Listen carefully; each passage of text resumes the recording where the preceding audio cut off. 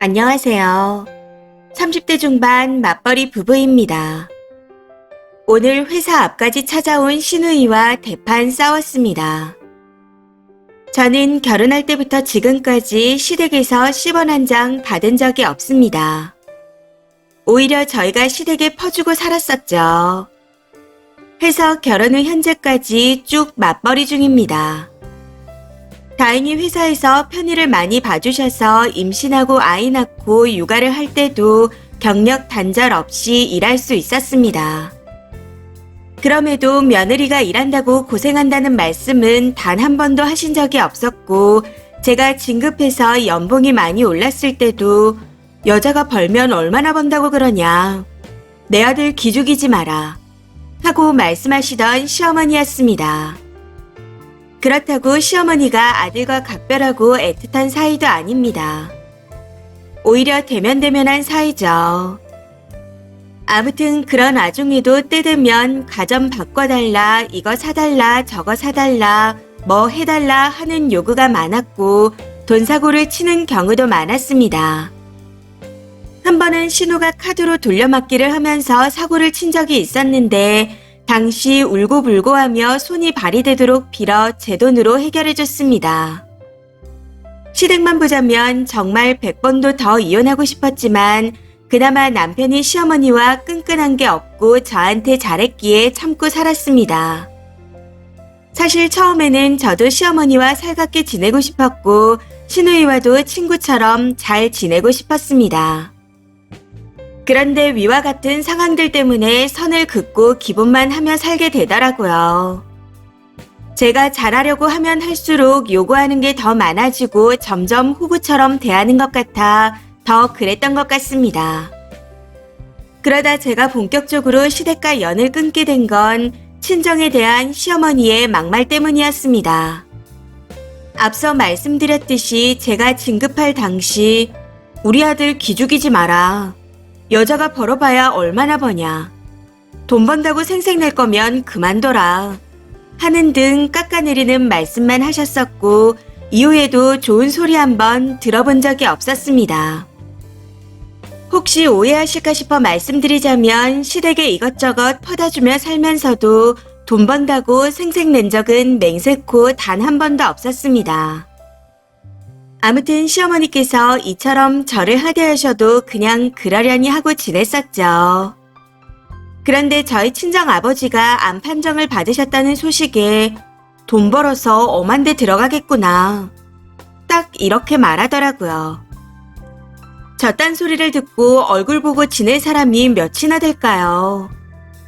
그날 말 그대로 눈이 돌아가서 시어머니께 버럭 소리를 지르며 뒤집어 엎어버렸습니다. 그러고는 시어머니는 물론이고 남편에게도 다시는 시가 사람들과 볼 일이 없을 거라 통보해버렸죠. 이 일이 올 초에 일어났고 이후 어버이날이며 시부모님 생신이며 모두 패스했습니다. 그래도 천륜을 끊었다는 말은 듣고 싶지 않아 남편에게 챙기려거든 알아서 챙겨도 된다 말했습니다. 따로 물어보진 않아 용돈을 보냈는지 선물을 드렸는지는 모르겠네요. 여튼 그날 이후 시가 식구들 번호를 모두 차단해버리고 만나지 않고 있는 상태였는데 오늘 시누이가 회사 앞으로 찾아왔습니다. 저를 보자마자 아주 지랄 발광을 하는데 어이가 없더라고요. 아무리 그래도 며느리가 돼서 할 도리는 해야 할 거 아니에요. 엄마 생신이며 어버이날이며 어떻게 전화 한 통 안 하고 지나가요? 하며 어쩌고 저쩌고 하는데 기가 차더군요. 해서 너는 내가 해준 돈이나 갚고 나서 그런 소리 짓거려 하고 말했더니 그제서야 입을 다물고 조용해지는 겁니다. 이후 조금 누그러진 목소리로 엄마도 미안해하고 있어요. 언니하고 오빠가 온다면 받아주신다고 하더라고요. 사실 나는 언니가 왜 이렇게까지 하는지 이해가 안 가요. 앞으로 연 끊고 살 거 아니면 엄마가 받아준다고 할 때 숙이고 들어오세요. 하고 말하네요. 이게 무슨 개소리인지, 누가 누굴 받아줘야 하는지 아직도 상황 파악을 제대로 못하고 있는 것 같았습니다. 더 이상 말해봤자 입만 아플 것 같고 얼굴 보고 앉아있는 것도 짜증이 나서 누가 누굴 받아줘. 나는 영 끊고 살아도 상관없는데.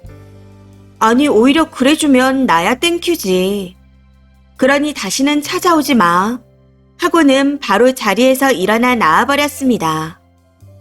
저는 앞으로 남편과 이혼하는 한이 있다 하더라도 시댁과는 왕래할 생각이 없습니다. 남편도 이런 제 생각을 알고 있기에 그날 이후 시댁에 대한 언급을 하지 않고 있고요. 그런데 문제는 오늘은 이렇게 돌려보냈지만 신우이 성격상 또 찾아올 것 같아 걱정입니다. 앞으로 제 눈앞에 안 나타나게 하고 싶은데 어떻게 해야 좋을까요? 조언 부탁드립니다. 댓글입니다. 첫 번째, 신우한테 또 찾아와서 지랄할 거면 해준 돈 전액 다 들고 와서 지랄하라고 문자 보내세요. 시모한테도 누가 누구더러 받아준다는 거냐. 평생 며느리 없다 생각하고 사셔라. 하고 보내시고요. 두 번째, 진짜 정 털리는 집안이네요. 이제 까방권을 얻었으니 신경 끄고 본인 부모님만 챙기면서 사세요. 혹시라도 또 찾아오면 나가지 마시고 경찰에 스토커로 신고하시고요. 일일이 나가서 상대하다 보면 끝이 없습니다. 올 때마다 신고해서 기록으로 남기시고 안 되면 접근금지 명령도 신청하세요. 세 번째, 돈 나올 데가 없어 속 타는 인간들이 달려온 것 같은데 네 엄마 아프기라도 하면 돈 벌어 엄한 데 들어가기만 할 건데 뭐하러 보냐. 돈 아깝다. 나중에 돌아가시면 연락해라. 라고 하세요. 이 와중에 시가 식구 모두가 상황 파악을 못하는 것 같아 우습네요. 시가에 안 가면 며느리가 아쉬워할 거라고 생각하나? 참 한심합니다.